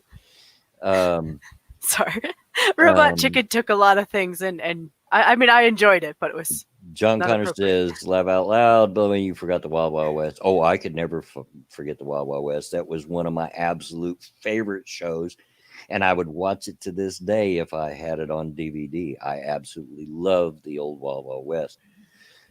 Um, just imagine, Jen, 007 Mm, in the old Wild West, and that's what you had. okay. And they would travel. They were Secret Service agents that would travel around the main characters on a private train, and they'd stop in this town or that town, and there was always the big 007 type baddie, over the top baddie with, making some steampunk robot to take over the town or something like that. And it was just great. I loved it. And yeah, the Man and Girl from Uncle. Yeah, I love the Man from Uncle. Absolute great TV show.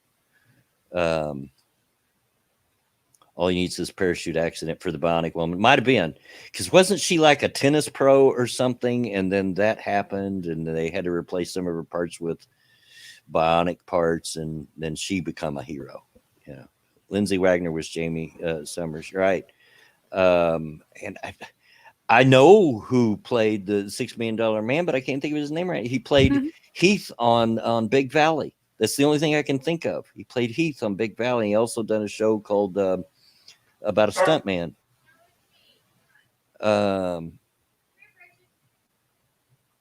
I can't remember. What is his name? Lee Majors. Thank you. All you need. Thank you. My mind, brain fart there. Kyler too. Brain fart. Good actor, actually. Lee Majors was a very good actor. Very much enjoyed him on Big Valley. Played an interesting character. He was the Big Valley was a Western, Okay. but it was kind of different than other Westerns because instead of having the man, the widower who was the leader of the family, this had a woman, a very strong woman lead, and she was a widow, and she had sons and a daughter. And Lee Majors actually played the illegitimate son of her dead husband, but he lived with him. So it was kind of an interesting character. It was another show that I liked. He had a cameo in Scrooge Saving Santa Claus, yeah. And his big claim to fame, other than being a good actor, is he was once married to Farrah Fawcett. So, which is another name you probably don't know, Jen. I'm sorry. Oh, I know her. I know Yeah. her. I remember when she died, and I was like, "That's sad." Yeah. I mean, she didn't do all that much, but I don't blame her for not doing all that much. Because for the little bit that she did do, like the following she had for it. Well, back when she was really big, like during the time of Charlie's Angels, every teenage boy ever had posters of her up on their wall. There was a very famous picture of her in a one-piece bathing suit, and they'd have that up on their wall. Not me. I had Stevie Nicks from Fleetwood Mac on my wall. That was my crush. Huge crush on Stevie Nicks. He also played the elder human target at the beginning of that series. Yeah. Farrah got her first role in Logan's Run. Yeah, I remember that. Yeah, I remember that. But what made her famous was Charlie's Angels. Yep. But hey, we've made it to the end of the stream. Yep. Thanks for coming in and sitting with us. I don't know what happened to Alex. Yeah. Flipping that's over and sad. looking for him, but who knows? You know, he could have got busy with something, or I know him. He might have got distracted. Ooh, squirrel! Forgot. Love you, Alex. If you happen to hear that, but he knows it's true. Yeah. Well, it's, sorry I didn't get a chance to talk to you, Alex. But yeah, for the most part, it's just any chance I get to talk to people. It's just I snag it just because I am one of those people who has the belief that like if you get a chance to talk to people, you should do it. Yeah. Yeah, absolutely. But we're at the end of it. Jen, thank you for coming on. Anything? Thank you for having me. So I'm not sure what's going on this afternoon. It might just be me and Sora at this point. I'm not sure. But like even if we don't do it today, I'm off and on just doing streams anyway, just because I know a lot of people are bored and it's something to do. And honestly, talking about it does help. Like I wouldn't want to focus on it all day, but you know, like just having this conversation, we've talked about what coronavirus for maybe like 40 minutes of it. The rest of it's been us finding other things to do. Yeah. I think finding the other things to do is helpful. Yeah. Yeah, and that's why I'm strongly considering doing a Bioshock stream. If not today, then tomorrow. Maybe both days. I don't know. We'll see what happens. First, I'm going to have to make a decision on what I'm going to do about work. And if I decide not to go in, then I got to call my district manager so that they could get somebody to cover my shift tomorrow. Because I don't want to screw them. I just want to protect myself. Yeah, and I mean they understand that too. I mean because like I said, it's a lawsuit that they don't want to have either. And you're a nice guy who genuinely likes his job, so it's not because you don't want to work. It's because you'd rather be able to come back 2 weeks later and come back to work. Yeah, exactly. If they would just take that into account. But as for me, look for I'm not going to make guarantees that we're going to have that Bioshock stream, but there's a good chance. So be on the lookout for that. I'll try to announce it on Twitter because I know YouTube isn't doing that very good anymore. Okay. And so be on the lookout for that. Other than that, I think even if I do decide to keep going to work, I'm off Tuesday. So there should be a Tuesday stream, I think. If that holds up, that's subject to change at any time, you know. But as of right now, and I made it the whole stream without having to go to the bathroom, but I'm going to have to go as soon as I get off the air here.